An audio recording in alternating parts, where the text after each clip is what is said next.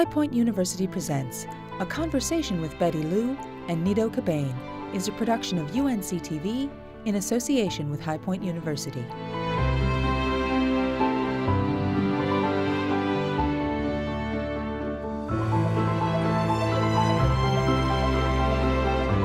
Hello, I'm Nido Cobain, president of High Point University, and I'm delighted that you've chosen to join us today. My guest is Betty Liu, the author of a book called Work Smarts and another book called Age Smart. This is a lady who has done so much in her young life. She is a television journalist. She is the founder of Radiate. She'll tell us more about that. More importantly, she has traveled the world, and along the path of her life, she has experienced good things and some challenging times, and she'll tell us about that. Betty Liu, welcome to High Point University, and welcome to this program. Such a pleasure to be here. Thank you so much, Dr. Cobain. So happy to be here on campus with you. Well, thank you very much. I want to begin by talking about this fascinating thing that you have founded called Radiate. I love the word radiate, to radiate. What is it? What does it do? How can we access it? Well, you know, to step back a little bit from Radiate and the actual company itself, you know, in many ways, when I started the company, the seed of the company began many more years before it was actually established. So we started the company about a year and a half ago, but all the ideas for Radiate really began a decade ago. And it really came out of my desires, my needs at the time for soft skills. So I'm a child of immigrant parents. My parents were born in China, and we immigrated here when I was 3 years old.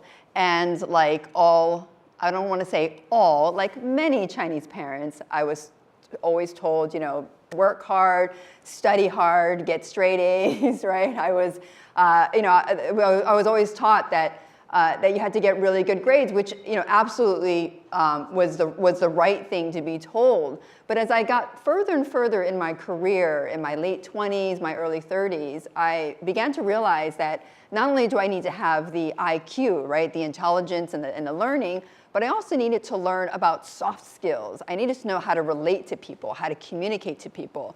And what you'll find is that, you know, as you get further in your career, your soft skills become, and I know this is such a passion of yours, become as important, maybe even more important to get you further in your career. And so that's really what became the seed for Radiate. So Radiate, the idea, our mission is that we want to completely reimagine people development. We want to give people the tools that they might not be able to find anywhere else, the tools that will help them communicate better, help them build better relationships. And I don't tell them to do this. I have CEOs, thought leaders like you, management gurus, tell others, give their advice, share their stories on how to develop these skills.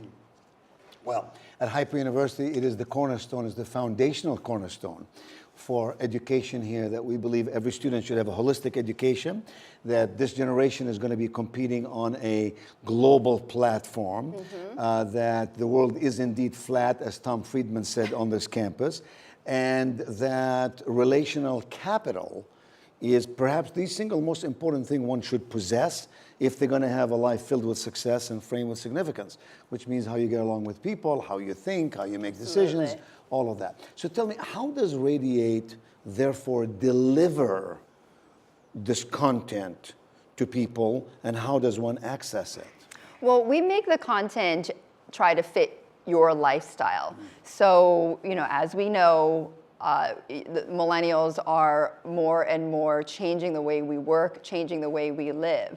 So the content itself is very is made to fit their on-the-go lifestyle. So it's you know, on their phone. No video is longer than 90 seconds. You know, it's very much for your on-the-go consumption. It's intended for people with ADD mainly. Basically, Yeah. yes. You know, everyone, I don't know, people are like, when they're watching TV these days, right, they've got like 3 or 4 screens up now at this point. Which is scary. Yes. It's scary. I mean, how do you encourage a person to have a thoughtful and thorough comprehension about any subject if it is always hit and run. I think sometimes we do millennials, and therefore, college students, pre-millennials, injustice when we say you could really hit and run with a subject. How does one develop vertical and diagonal thinking if everything becomes so instant in its methodology? I think you have to make time for it. I know I have to make time for that. I think the more we live, the more busy we are and the more we put on our own in our lives, we have to make that time for that kind of vertical learning that you're talking about. But I almost think that Dr. Cobain, maybe we're from a different generation. The train has left the station, right? Mm-hmm. This is the way people learn these days, is by short bursts. Mm-hmm. And perhaps we've trained ourselves that way with social media and the advent of social media. So, I can't think of, I must have started 10 books in the last 6 months. I haven't finished any of them, but I've intended to start, I've intended to. I hear this a lot from people who read my books. They start them, but they never finish them. And I think, yes. and so, how do we then, getting back to sort of, radiating this content delivery, how do we then make sure that we at least give the most important parts in the way your life, to fit your lifestyle. So, So you're describing a world that is so busy, so demanding. Yes. People have a million things going in a million directions. I think we all can relate to that. And maybe the answer is in balance. I think part of it is to say, yes, we're busy, and yes, we're going to hit and run, and yes, we want things in short pieces. But you have to balance that off with longer, more intensive, more inclusive kind of thought processes. Yes. I love your recommendation. So I just interviewed Dr. Cobain about an hour ago for Radiate, just for all you to know. And I love your recommendation of just spending 2 hours reflecting, reading. I just think that is so important. And I want to borrow that practice of yours, except I'm not sure I want to borrow the 4 a.m. wake up. But at the same time, that might be the only time to find some peaceful moment. So I think the answer is that it doesn't matter when it is. Yeah. What is important is the consistency of it and the discipline that comes with it, right? Yep. So I've disciplined myself to read 2 hours a day and to study 2 hours a day. And for me, it works best thing in the morning, wake up 3:30 or so, and I go to sleep early and get up early and so on. But it doesn't matter when it is. I think it's our capacity and ability and desire to think deeper. Otherwise, we can't make the best decisions, in my view, and you can't guide, corporations and organizations into true strategic planning sessions that thinks out. Every decision we make on this campus, we're thinking out 20 years, 30 years. Will this decision be measured well in 20 years? Yeah. So I think it's in the balance of it all. Okay, so this is very interesting. How does one access Radiate? So it is. It's a mobile-first site. So you are you become a member. You become and we're very proud to have High Point now as our first university ever. First university partner, which I'm so excited about. And when I read your mission statement, it is so much in line with our mission. Your tagline about choosing to be extraordinary. We want to empower people to be extraordinary. And it's very simple. People have described the site as a Netflix for careers. I think that's probably pretty familiar with your audience. You literally go on there and you sign in and you can binge watch 30, 40 videos at a time, which our members do, which is incredible. I think people are really starving for that kind of content. It's fantastic, yes. Fantastic. So, Betty, tell me about you. Now, you grew up, you came to this country when you were 3.5 years old. Mm-hmm. And you are the daughter of immigrants. Immigrants come to America because they believe this is a land of opportunity. They can make something of their life. And along this journey, you've had some calamities, as with your mom. Yes. So my mother passed away when I was 16 years old. She was actually pretty sick throughout my life. She had lupus, and then she finally succumbed to cancer. So I was really raised by my father, pretty much my whole life. And when I think about when people ask me why do I want to be an entrepreneur, why are you at this point in your life when you could be sort of skating along and coasting and just enjoying the fruits of your labor? why do you want to restart and become an entrepreneur? Because being an entrepreneur is it's pretty hard work. I mean, it's a lot of ups and downs, and you've got to get back to being very scrappy and hustling and doing the hard work. So a lot of people ask me that, and I've thought a lot about that in the last few months, and I think much of it comes from my upbringing and watching my father at the age of 42, picking up with $30 in his pocket. This is a story I think reflects you very much, Dr. Cobain, which is, he took his savings, which were no more than $30, put it in his pocket, took his 2 kids, myself and my sister, and my mom, and moved us to the US because he wanted a better life for us, and most importantly, a better education for us. And so I think about that scrapping, that hustling, I think that risk taking that my dad did at that time, I think that just made a huge impact on me. So it made me think that I never want to just settle and do the easy thing. I always want to challenge myself and restart and reinvent myself throughout my career. What is your dad doing now? So my dad is comfortably retired, which is great. And when I look at his life now, I'm so incredulous at what he built, because he came from nothing, absolutely nothing. And sometimes he said to me, Betty, like, if I had been born here, I think I could have been a CEO of a company, or I could have I could have gone further than I am now. He had to restart his medical residency in the U.S., and he became, a very well-paid, but sort of like, he was a doctor, and he internist, he had a solid job, really great career, very comfortable middle-class life. But, in many ways, he says to me, sometimes I think that if I was born here, I could have gone farther. And I always look at my dad and I say, but yeah, think of where you came from and where you ended up. Yes. It's incredible. So many people don't get to that point. So, you're so right. The fact that he's comfortably retired, he's singing his Chinese opera, he's going to China later this month, he's very happy. So he and your mom pushed you to take piano and think about opera, and you hated both. Am I right on that? I always joke that I'm probably the only Chinese person who doesn't play an instrument at this right now. So yes, they tried to push me in piano, but I wanted none of it. I was very interested at an early age in writing. I wanted to be a writer. I didn't quite know at that time, when I was much, much younger, that I wanted to go into journalism or that I was going to even be able to make a career out of writing. And it really wasn't until I actually thought I was going to go pre-med. I thought I was going to be a doctor like my dad. So, because my dad was very much, you should, not that he wanted me to follow in his footsteps, but he always said to me, having a career or a job, because of where he came from, with a license, where, you have a license and it guarantees you a job, so be a doctor or a lawyer, an accountant.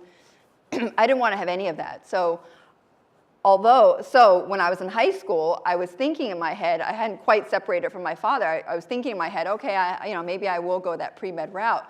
It wasn't until I was starting to apply for colleges that I went into my guidance counselor's office just to show her my college essay. And at that moment, she was just reading my essay, and then she looked up at me and she said, and this was Mrs. Conway, she looked up at me and she said, Betty, I think you're a pretty good writer. And you never know when someone says something to you at the right place, at the right time, at the right moment, in the right way, can change your life. She didn't know she was doing that at the time, but it changed my life. From there, I said, I think I can do something with this. And so I tossed out the pre-med and went straight to writing. And you graduated from college with honors? You're Phi Beta Kappa? Well, I was magna cum laude from University of Pennsylvania. I can't relate to that, but I admire you very much for it. I think I think it still hangs in my bedroom at home at my dad's house. So. Yes, well, it should, and you should be very proud of it as you are. Then you went into television, both in Hong Kong and in the United States, and you've interviewed some fascinating people, from Elon Musk to others, and I'm really interested in knowing, name me 3 that were really fascinating interviews Tell us why they were fascinating, and if you can extract one thing from that interview that stayed with you. That's a great question. By the way, I went into television really for the free makeup and hair. That's really why I went into TV. So I get asked this question a lot, which is, what are some of the best interviews you've ever had? Who are some of the most amazing people? And I've been very lucky to have interviewed, many of those people that you've mentioned. The one that really sticks out to me, and I'll try to think of two others, but the one that really sticks out to me is Warren Buffett. He is someone who's just known the world over. But the story behind interviewing Warren Buffett, I think, really taught me the lesson about creating relationships with people. So when I first joined Bloomberg, one of my tasks, so to speak, or really the task for the network, was to land an interview with Warren Buffett. And I was asked to try to do this. Of course, I had just come back from Asia, working at CNBC Asia. I had zero connection to Warren Buffett, and I thought, how am I going to get an interview with this man, who was like, at that time, he was like the world's richest man.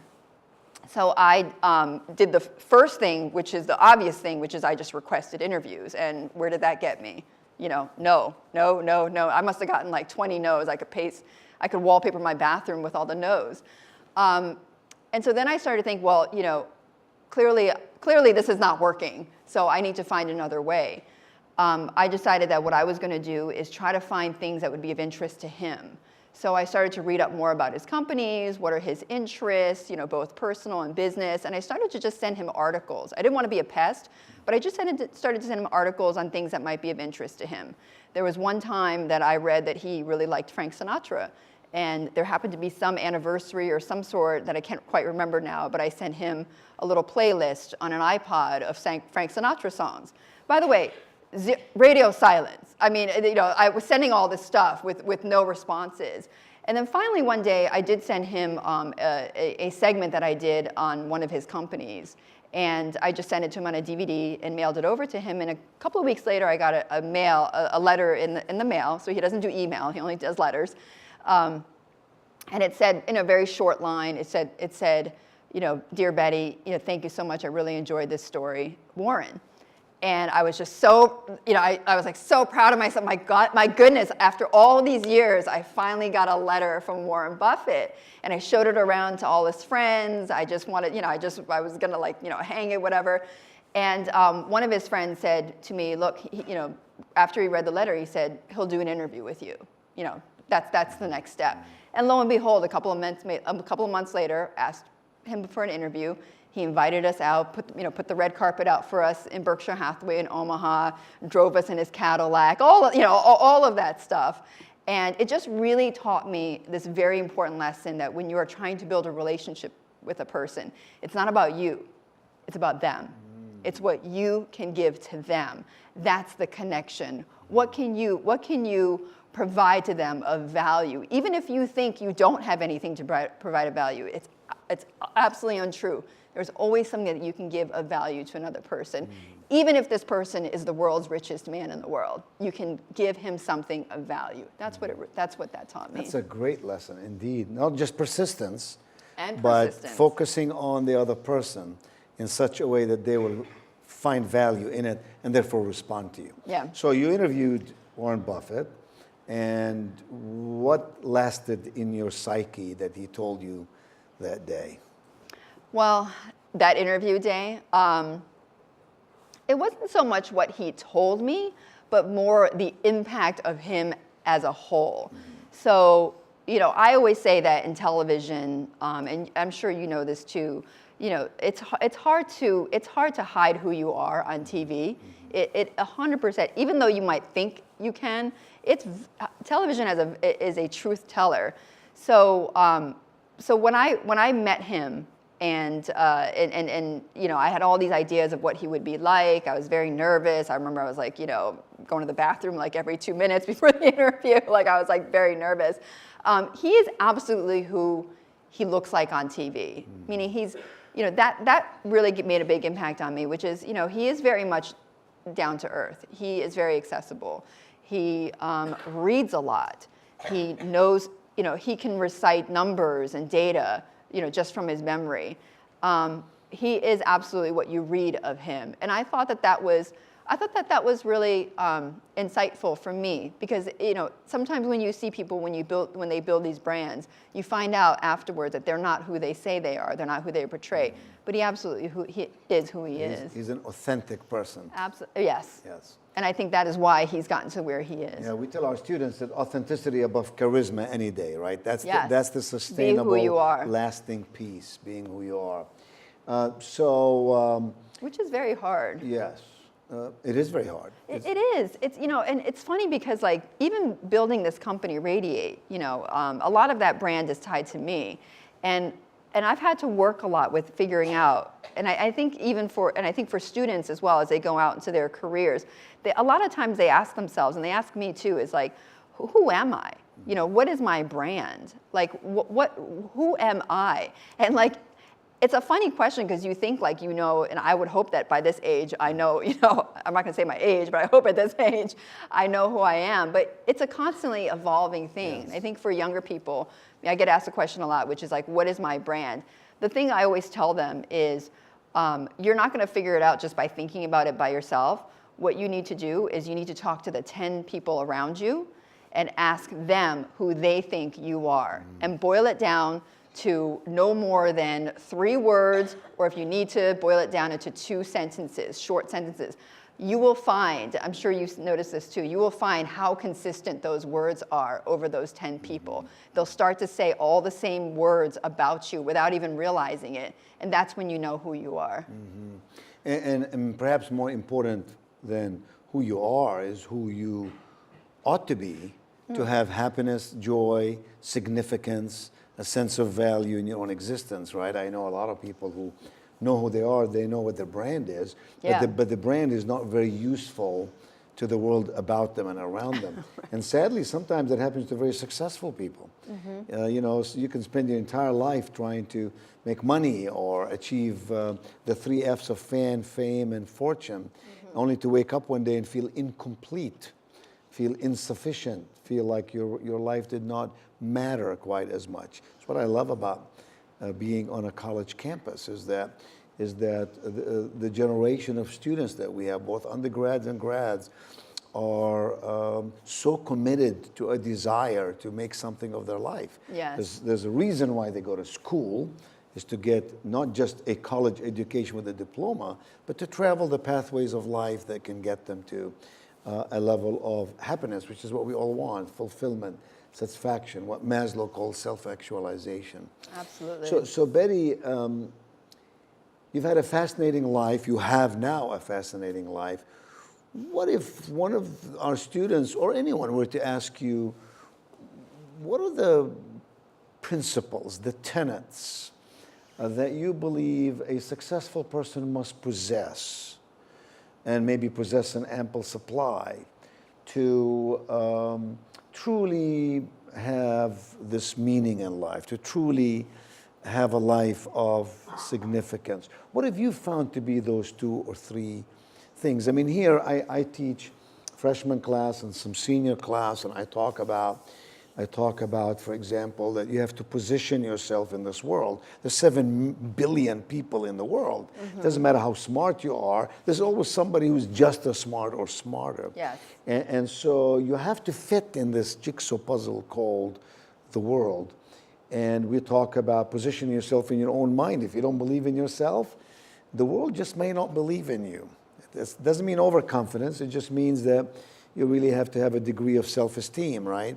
And so for you, what are those 2 or 3 things? Well, I mean, I love that question. I feel very blessed. And you write about it in your book. I do, and I write about it, and the reason why I write about it is because it has been something I've thought about a lot.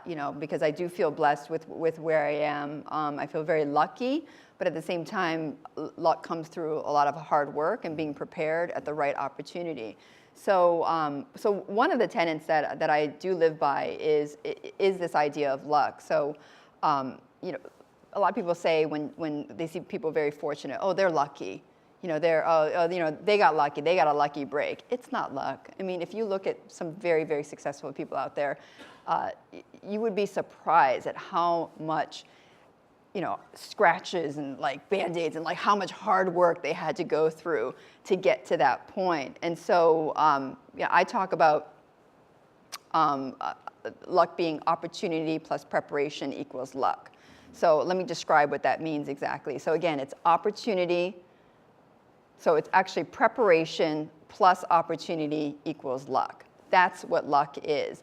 And I just have a quick story about how I came by to really live by this saying.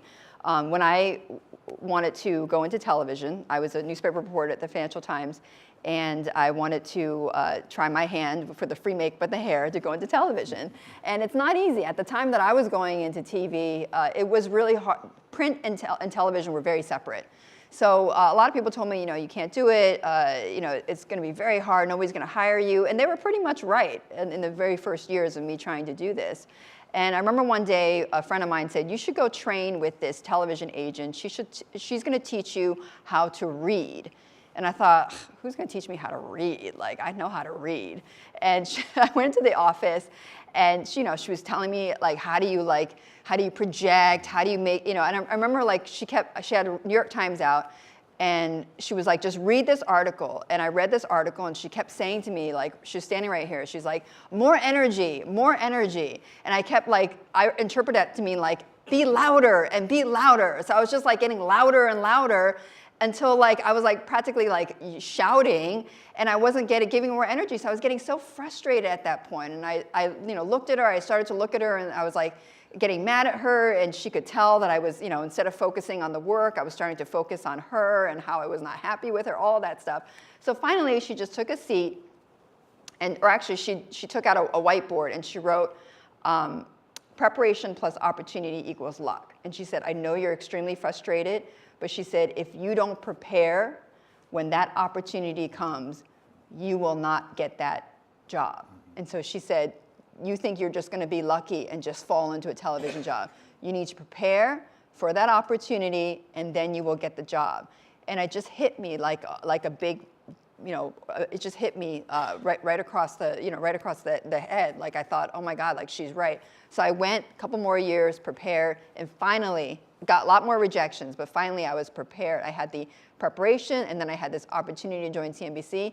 And afterwards, everyone was like, you're so lucky you got this. But I knew that by living by that formula, that's how I got that lucky break. But that's true of anything, right? The Olympic champions prepare 10,000, 12,000 hours before they could ever qualify for the Olympics. Heather Whitestone McCollum was Miss America 1995. She's hearing impaired. She danced the most beautiful 2-minute ballet number you ever saw. And when I asked her, how can a person who's hearing impaired dance a ballet number on the stage in front of 1 billion people in the world? Her answer was, I actually practiced that 2-minute number every day for 2 hours, Monday through Friday, for 2 years. So really what she did is she invested 520 hours per 1 minute of performance. And this is true in business. When you talk about entrepreneurs, they might try 4 businesses before the 5th one really clicks. It's true of students. They come to a university like High Point University, undecided about their major. They might try 2 or 3 subjects before they really find where their passion is and what they would like to pursue. And I think God made it this way for a reason. It is true for almost, yes, I agree. I think it's input in is what you get, is the input out. Yes. And I think that it is true for everyone. Yes. Absolutely is. You appreciate life more importantly. I try to teach this to my 13-year-old boys. I don't know if that's gotten through to them yet, so I might need you to tell them that. Yeah, well, they may act like they don't listen, but they're actually absorbing and storing. And when you least expect it, they will amaze you. Let me ask you, could you think of a time that you tried really hard and you failed? And you were at that brink of, am I disappointed? Or am I really discouraged? Am I willing to try this again? Or I am ready to just hang it up? Can you think of a time in your life? Oh, I failed many, many times, many times. I would say writing this book, I failed many times. So this is the second book? No, this is the fifth book, by the way. So I have. You mean figuratively speaking? Yes. It's the fifth book, yes. Well, I mean, I have probably 3 manuscripts, Yes. full manuscripts of books, Yes. tucked away somewhere. Never saw the light of day. Never saw the light of day. Rejected by literary agents. Told this was not good. I mean, so in almost everything that I've done, I've failed before. Getting into television, I failed before. But take us to that moment of failure. You failed, you're disappointed, you feel sad. How do you pick yourself up again and get going? It's a great question because I talk about this a lot with my kids, actually, who are starting to encounter their own, small failures that seem very big failures to them. I always say you have 24 hours to feel sorry for yourself. So you do whatever you want to do. Eat chocolate ice cream, go get, drink lots of wine, do whatever you want for 24 hours. And then the next day, get back in the game. And I've heard this over and over again from every CEO I've interviewed and everyone who's talked to me about their careers and why they're successful. It's the ability to bounce back from failure. And I remember one time Barbara Corcoran said to me, she could always tell who were the best brokers in her office were the people who, after failing to close a deal, would come right back into the office the next day and start making phone calls. It was the people who would wallow in their misery, drag their feet into work for 3-6 months, who would eventually be fired. So I think that ability to just go back in the game, even when that's the last thing you want to do, puts you right above the rest. Tenacity, grit, persistence. I'm pretty convinced that perseverance is probably one of the most important traits, probably almost the key determinant about whether you are going to be successful or not, is perseverance. So in the senior class at Hype, when I talk about perseverance, but I always frame it with something else, that certain people persevere, but they're persevering in the wrong direction. So perseverance does not pay off in the end. It just gets you further in trouble. So what you have to do is you have to develop this ability. It's called by different people different things, but I call it the state of awareness, where you are aware about the circumstances and the conditions and the challenges. Some people call it a gutsy feeling. I feel it in my guts. I sort of know what to do, what not to do, which is an entrepreneurial trait, by the way. You see, entrepreneurs are not really people who have done extensive strategic planning. They sort of seem to the world like they hit and run, but they do amazing things. They have a sense of boldness, a sense of faithful courage, and those are hard things to teach.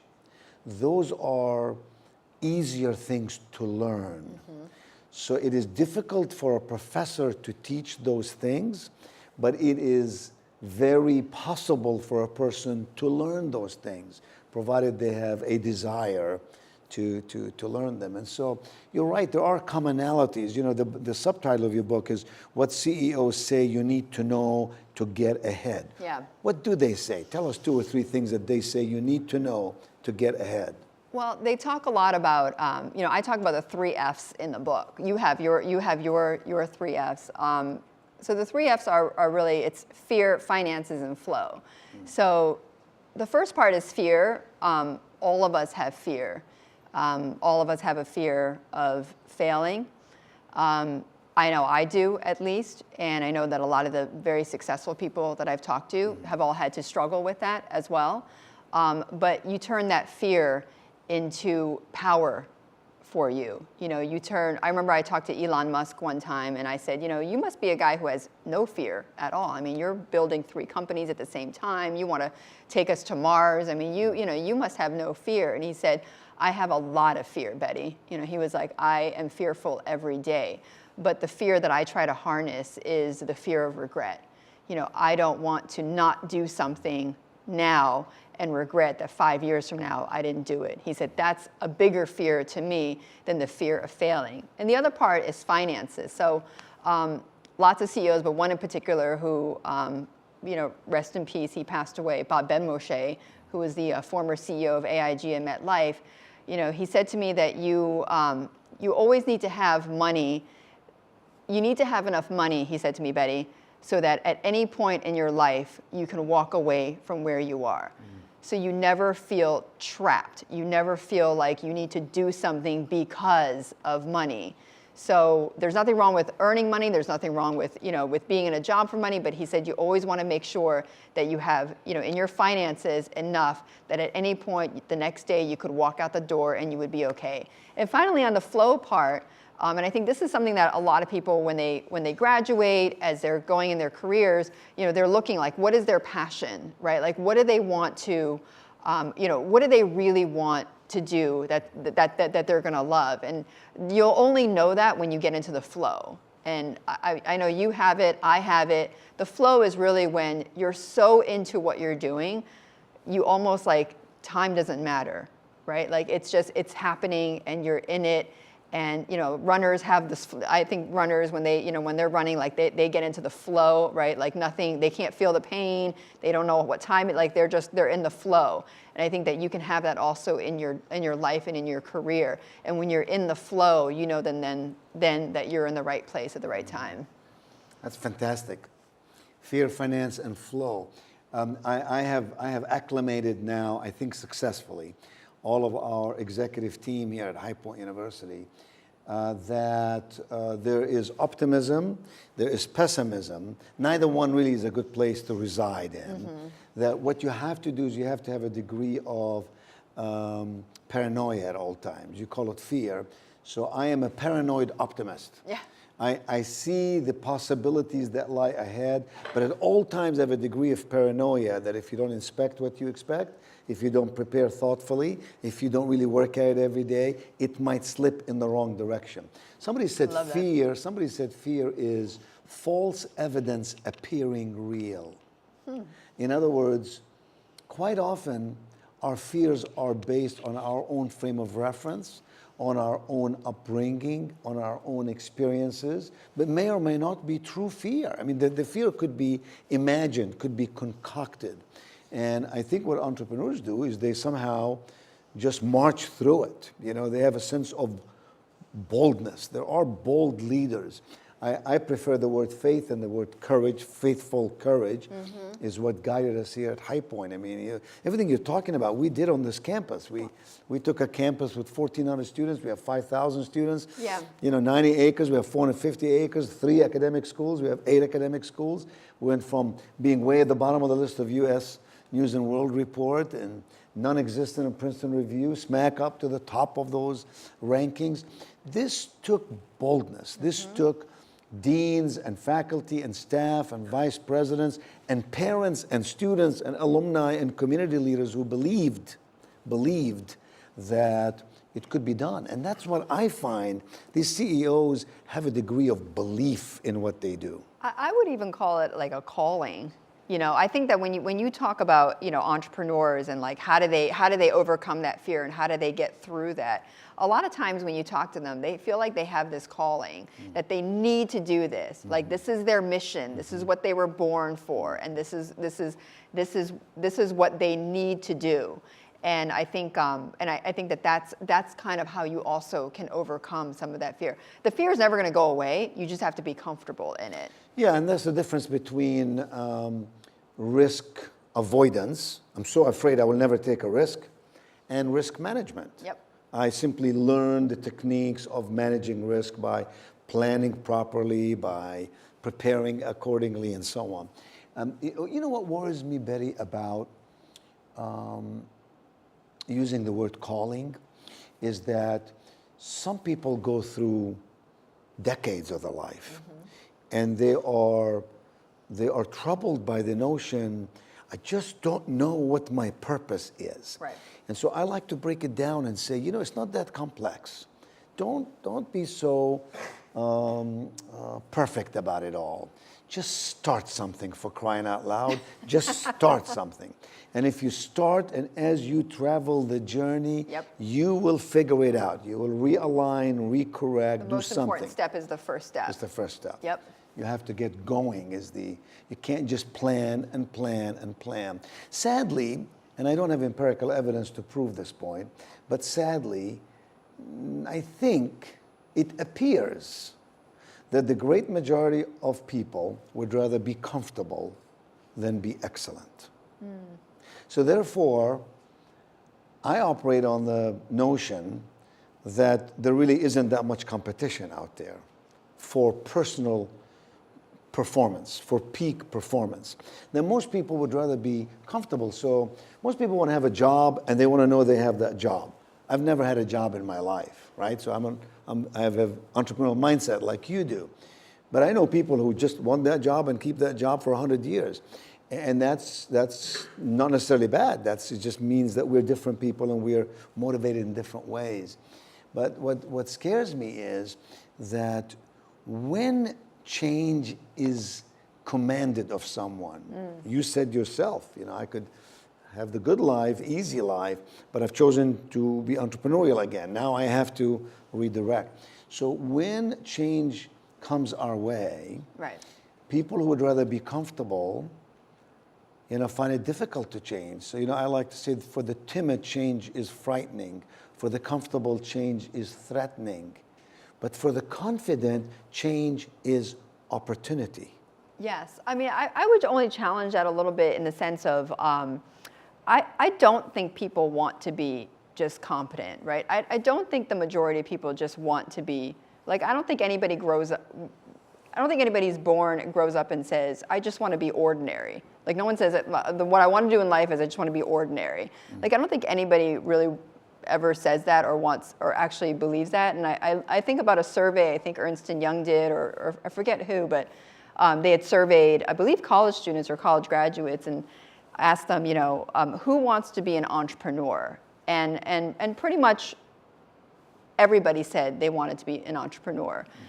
And then but then I think the second question was, who is actually going to, who's going to be taking that next step to be one? And the numbers went from like 80% down to like 30%. So I think people want to be extraordinary. I think they want to be, extraordinary, but they don't know how, right? They don't have the basis or the knowledge or the training to know what it even takes to get to that point of being extraordinary. And I think through learning some of the skills that you teach here at High Point, through what we're doing at Radiate, through giving them that information, opens up a pathway for people to understand. Okay, this is the path for me to be. Now I know how to do it. I think to me, I think there's a lot of people who want to do it but don't quite know how to do it. Yeah, I mean, everybody wants success. I think that's your point. Everybody wants to succeed in life. I've invested 40 some years of my life speaking to millions of people around the world about personal achievement and so on. I think I can assuredly say that everybody wants to succeed. Everybody wants to have financial independence. Yeah. Everybody wants to enjoy their life. But not everybody's willing to pay their dues to get there. Yes. So it takes desire, it takes grit, it takes sacrifice. I came out of graduate work and began my first business. I was 23, 24 years old. And I sacrificed enormously, worked 17 hours a day, 7 days a week to begin my first business. And it took a while before I began to see any rewards from this. But the lessons I learned then really were the foundation for the rest of my life. And that's what we have to tell young people, back to your millennial discussion, that we have to say to them that while you're looking for life balance, you have to look at life balance from not just your perspective, but the perspective of the person who's paying you to be on their team. Yep. And what an employer, some of your members and clients are paying is not just a salary. They're paying salary plus benefits, so it's typically 150% of what they're really paying. Right. And quite often people don't see it that way. They think of value. If I just provide value, that in and of itself is sufficient. It's not. I could be providing value that's not valuable to you. And yet I'm trying to get you to exchange your legal tender for my value. So we teach our students at High Point University the difference between value and value interpretation. So if you have value, that's good, but until you can interpret the value to others so that they're willing to buy it from you, you have not completed the cycle, right? And that's what these CEOs are looking for in new hires. They're looking for people who know how to connect with other people. Yeah, and I mean, just maybe to break it down into just a personal story, you know, when I graduated college, my dream was to be the foreign correspondent at the New York Times. Like, I wanted to travel the world and be this generalist reporter at the New York Times. But what I quickly learned was that everybody wants to be a roving correspondent for the New York Times. So there's a lot of competition there. So what I ended up finding is that there were quite a few opportunities in this area called business news. Nobody wanted to be in business news. This was 1995. CNBC hadn't started. Business news was relegated to the back of newspapers all over the country. Nobody wanted to be in business news. But I thought, if I can go somewhere and be a bigger fish in a smaller pond and be more of a specialist and add value that way, then I would be able to grow my opportunities. And lo and behold, I got hired at Dow Jones Newswires. I was, in 3 months writing Forex columns for the Wall Street Journal. And then a year and a half later, I was being sent overseas to Hong Kong to be a foreign correspondent. So I wasn't quite the foreign correspondent, traveling correspondent for the New York Times, but I was traveling for another news agency. And I learned a tremendous amount. And 20 years later, business news has gone from the back of newspapers to the front page of every newspaper in this country and online. So you just never know when you become a specialist, when you go into an area that people don't know as much, and you become a specialist and you add that value, you never know where that's going to take you. Absolutely. That's why a successful person in this sector could also be successful in this sector, and this sector, and this sector, because the fundamentals are the same, the principles are the same, and therefore the pursuits can have a commonality among them. So if you're teaching a business class at High Point University, we have a thriving business school here.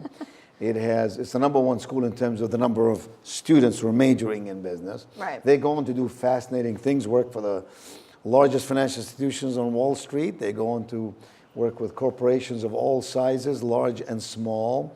But you are the lecturer for the day. Oh, no. And you have an hour and 30 minutes to tell these students they're all starry-eyed to listen from you and to hear you speak about the wisdom you have garnered over the years. What are the 3 things you say to them they must work towards, they must possess, they must have, they must execute on to truly become successful in life? That's another great question. I've thought about this a lot myself, and probably what I'm going to say is not what you want to hear, but it goes along a little bit of lines of what I was talking about before about perseverance, but there are no easy wins. It's all about hard work. So, I think it just goes back to the theme that we talked about before, which is, every single success story that you see out there, whether it's LeBron James on the court, or it's Beyonce, in singing, or like Serena Williams in tennis, like everybody that you see who is successful and that you admire and idolize, you rarely ever get to see all the hard work that came before it, and it's almost impossible to get to where you are without putting in the work, without putting in the hard work. So that would be one thing that I would say. The second thing I would say is, and I get asked this a lot by a lot of women, young women who are, who graduate, is what is work-life balance, right? Like, how do you do work-life, like how do you achieve work-life balance? Because especially if you're a mother and have children. I'm a mother. I'm a single mom, actually. I have twin boys, 13 years old. I've raised them, I believe I raised them from when they were born. So I always, and I always get asked that question because not only do I have one job, I have 2 jobs now, right? So how do you juggle it all? What's work-life balance? And I just don't believe there's such a thing as work-life balance. I think that there is work-life integration, but I think that you stop asking the question, do I have work-life balance, or should I have work-life balance, when you find something that you're truly passionate and in love with because then that's when you stop asking work-life balance. You start saying, how do I just, it becomes all integrated. How do I just live my life? Because your work becomes your life and your life becomes your work. And it all melds together. That's a beautiful term. I've never heard that before.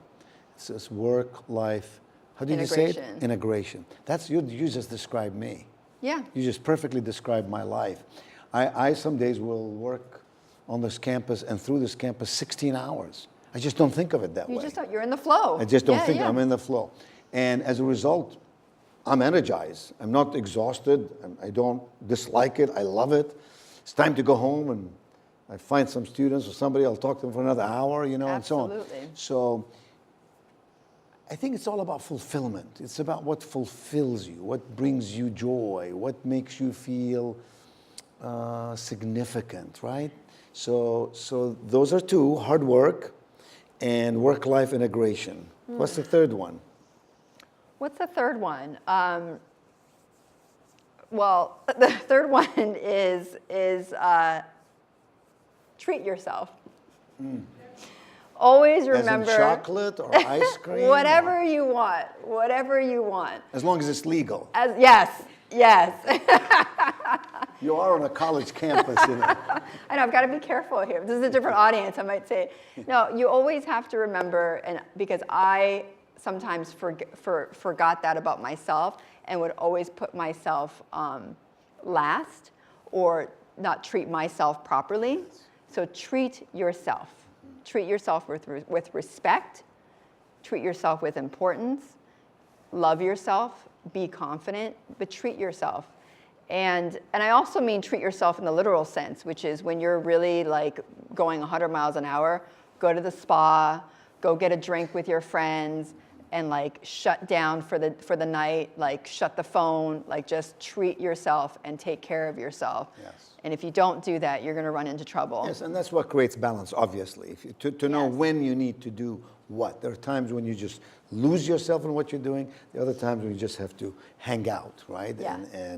And sit on a hammock somewhere and enjoy yourself. That's very, very true. And by the way, a couple of things about... Can I just say, Yes. those are the moments also where your mind rests and you actually end up, like I've had moments where I just treat myself and I think I'm off of work, but I'm just letting my mind rest. Yes. And that's actually the moment when you might come with the most brilliant idea that you couldn't even think about because you're running 100 miles an hour. So you're describing my 4 a.m. to 6 a.m. journey every day. So Betty, a couple of things before our time comes to an end. You're a fascinating person. Thank you so You've much. You are living a having me. wonderful life. You've had many experiences. You're an international citizen. You've worked overseas. You worked over here. You worked in print. You worked on television. You're an entrepreneur. You're an employee, and then you're an entrepreneur. You've seen life from different dimensions and different corners, which is what makes your advice both in your books and in real life so valuable and so worthwhile. But a couple of things I got to ask you. Sure. A, you're afraid of flying. I'm definitely afraid. I'm afraid of flying. Yes, I absolutely am. What is it about flying that scares you? Because that could be false. I'm about to get on a flight after this, so thank you for reminding me. But it could be false evidence appearing real. What are you afraid of? I think I'm just, maybe I watched one too many airplane movies. I have no idea. I think I just, whenever I get on an airplane, I'm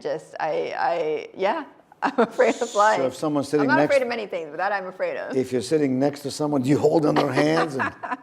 Yes. In that sense? Okay. Whoever's unlucky enough to be there. Yeah. Yes. So you're afraid of flying. What else about you that we don't know, that you don't typically share with people, but you don't mind sharing with 1 million people watching us tonight? Oh, well, wow, that's putting me on the spot here. What don't people know about me? I think people don't realize actually my background. I think I've not really ever shared it. When you're in front of the television, you think like you're so exposed, you're out there, you're a public figure. But you're out there delivering news, and it's a very different situation than actually going out there and sharing your life story. So when people first meet me, a lot of people think I'm from California. They think that, or if they know that I live on the East Coast, they think I live in Manhattan. I don't know. I mean, I'm flattered by that. Like, I think, thank you. Because clearly what they're implying is like, oh, you're on TV, you're so sophisticated, you must be. But I grew up in a working class neighborhood in Philadelphia. Yes, my dad was a doctor, but as I mentioned, he was, an immigrant, and he restarted his career, so he was far behind his colleagues in his medical career. So I grew up in a very working class neighborhood in Philadelphia. And when I tell people that, it's surprising for people because they think that, I grew up in California or Manhattan or whatnot. But I think that's also what helps me become relatable to people is that I've been able to interview, the very highest or most successful people in this world, but also that I can relate to people in my old neighborhood.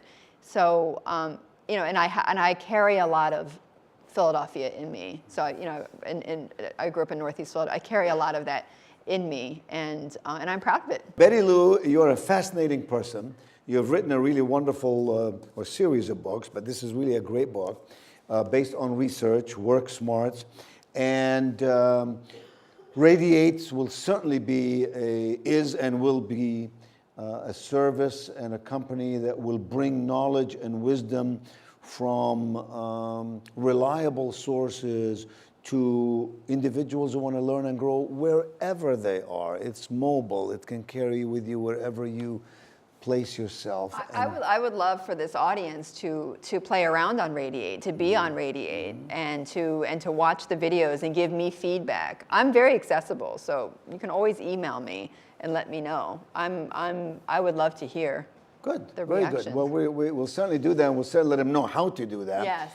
But for now, we're delighted that you are at High Point University, and we want to invite you to come back again. You'd make a very, very good faculty member, by the way. I think really? you would be a very popular person in the School of Communication, for example. So hereby, I extend to you an invitation to come back and be a lecturer, a resident expert, and you will find our students to be fascinating, have a great deal of desire to learn and absorb, and they've been exposed to the best of the best, and they have an insatiable appetite to continually be in that zone, in that continuum of learning. So, Betty Lou, thank you for being with us today. I wish you the very best in all that you do, and blessings on you and yours always. Thank you for being here. Thank you so much, Dr. Cobain. Thank you.